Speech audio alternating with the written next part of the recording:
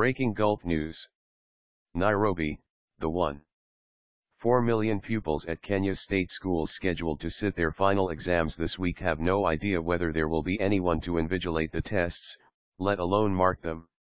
The public sector teachers needed for the work are in the fifth week of a strike that is pitting President Uhuru Kenyatta against the judiciary, exposing the fragility of government finances and sparking popular discontent over perceived inequality. The walkout began after the government refused to obey a court ruling that ordered a pay rise of 50 to 60% for teachers, who make up some 40% of public sector employees. The order came after the government failed to pay several promised salary increases in recent years. An appeal court upheld the original decision but said an interim payment should be made while a formal solution was finalized. Last Friday a labor court ordered the teachers back to work but ruled that the strike was legal, which the unions have used as justification to continue their action. Observers say they cannot remember the last time the government defied the judiciary, although some argue that the standoff is a sign of progress in a nation where judges have regularly been accused of acting at the behest of the executive. Part of Kenyatta's argument for defying the courts is that the pay rise was not allocated in the 2015 budget.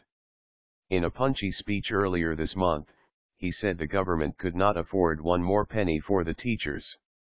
This financial year, the pay rise totaling Kenya shilling 17 billion DH 58268 million, pound 106 m would account for less than 1% of government spending, according to Kwame Owino, chief executive of the country's Institute of Economic Affairs. In some respects Kenya's economy, the largest in East Africa, is relatively healthy. Economic growth was 4.9% in the 3 months to June on an annualized basis. But performance is thought to have slowed in recent months, and public sector debt has risen to about 50% of gross domestic product. It is likely to increase further if, as expected, the shilling continues to weaken against the dollar. The currency has already fallen 14% this year. The balance of payments, meanwhile, fell from a surplus of 8 billion shilling in the first quarter of 2014 to a deficit of 14.3 billion shilling in the 3 months to June 2015, although some of this can be attributed to imports of heavy equipment for major infrastructure projects.